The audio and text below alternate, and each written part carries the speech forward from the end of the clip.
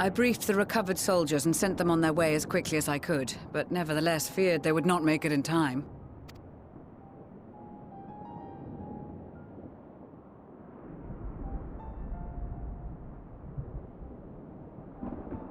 The additional support was invaluable. Your men saved more than a few lives.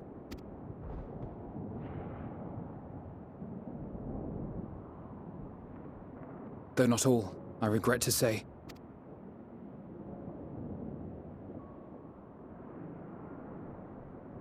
I take it that I'm addressing Lucia Junius. I'm the Forum's envoy, Forchano Leveilleur. And you are owed an explanation for these most dire developments.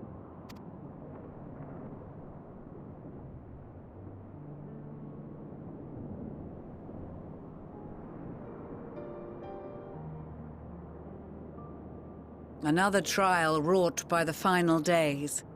I was beginning to suspect as much. You doubtless feel some consternation having been forced to abandon your original plan. But trust me when I say you were right to send the refugees elsewhere. Beasts have been sighted within the capital. Perhaps it was a stroke of grim fortune that the population was decimated beforehand, as they've yet to appear in any great number, but in time. In any case, Maxima leads the remainder of the contingent in an effort to cull the creatures and evacuate the populace as we speak. Once the airships have taken to the skies, I pray your men can be persuaded to join him. You'll permit us to retain our weapons? I wouldn't have sent you after the Scions were I expecting you to stab them in the back. And I, for one, would not consider past transgressions more relevant than future contributions. Regardless of the circumstances that saw us at odds before, we need men of courage now, more than ever.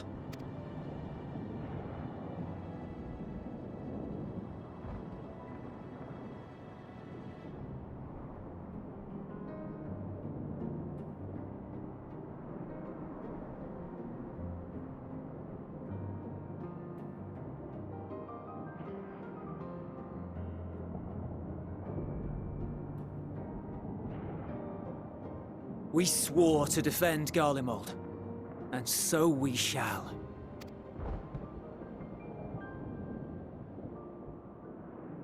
It seems you have everything under control. You will excuse me then, for mine own duties await. A moment, Master Forchano. You did desire to express your appreciation for services rendered, did you not? I did. Though if you intend to again ask that Charlian alter its course, you will find my gratitude insufficient. 'Tis nothing so onerous. I wish to hear the details of this grand endeavor of yours.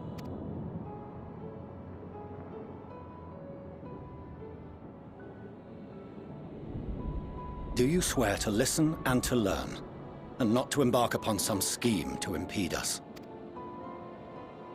I swear.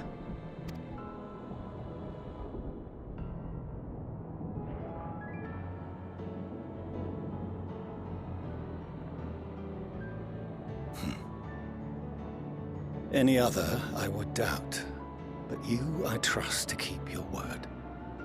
For not once have you broken it. Very well. I will request that the Forum make you privy to our plans. You may await our summons at the Baldessian Annex, assuming the decision is in your favor. Does that suffice? It does. You have my thanks. Excellent. You can regale us with tales of your most recent sojourn to the First while we wait.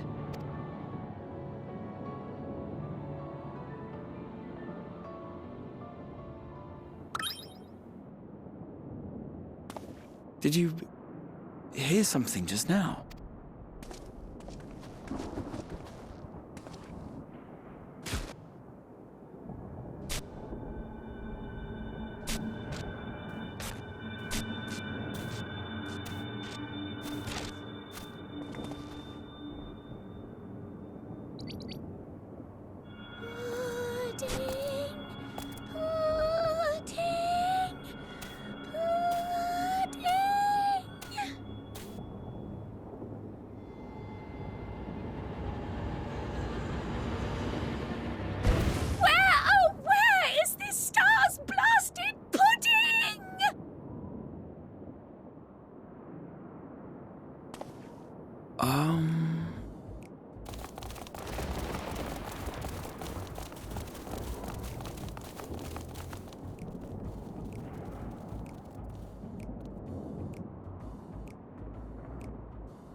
Dawn may banish even the darkest night, and to this bitter clime bring warmth and comfort.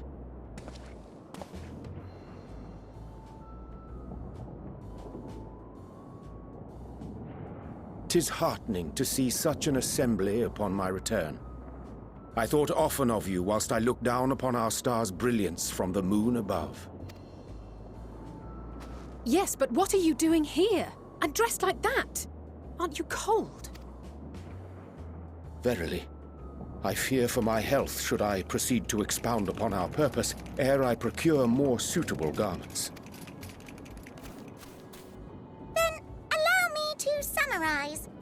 We're here because none of you lot are up there. Nor has anyone deigned to send word about any changes in the plans. It's rude, is what it is. At least that's what I thought at first, but then folks got to wondering if you weren't in a spot of bother, so we decided to take matters into our own hands. Come down here and help, if our help be needed. So she says, but it's also something of a convenient excuse to visit Etheirys. Urianger made it sound absolutely marvelous.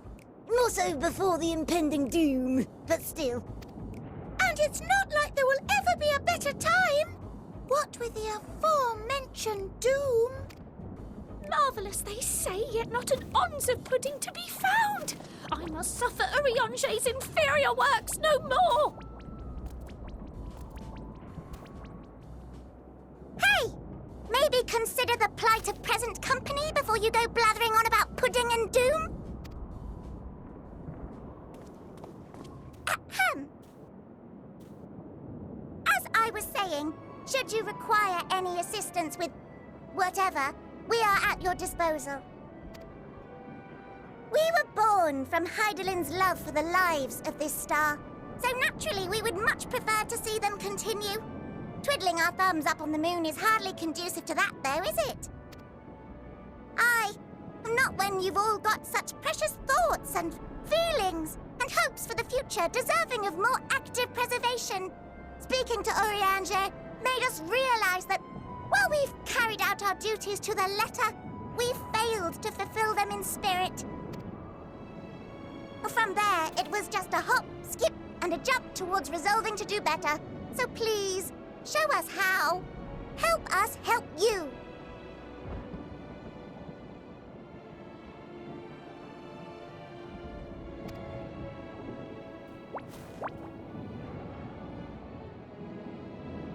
Forgive me, but are they... Thy distant collaborators, indeed. Hail, fellow! Well met!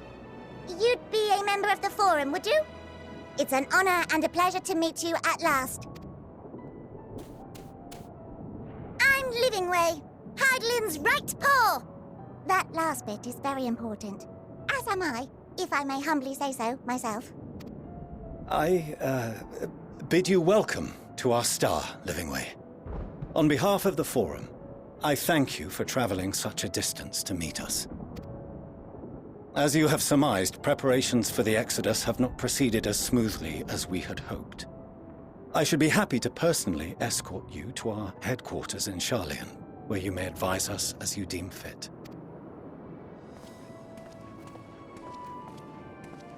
'Twas with reluctance that I set aside the great work of readying the moon for habitation. Be assured that I did so only after the Loporrits made plain their earnest desire to come hither, and I myself felt a growing certainty that their contributions here would prove invaluable. 'Tis trite, perhaps, but I followed my heart.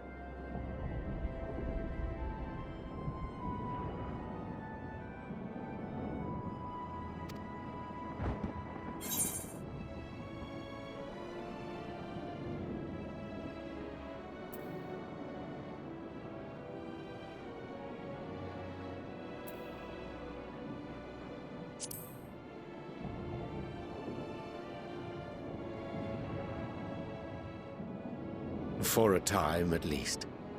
Nevertheless, 'twas worth the journey to find present company well.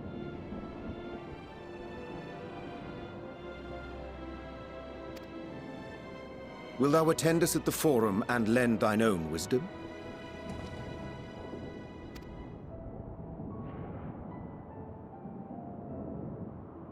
If that's all quite settled, can we start moving before Urianger catches his death? Even I'm freezing out here. Oh, I dare say you'll warm up quickly once you're aboard the airship. Sat shoulder to shoulder with our fur-covered friends.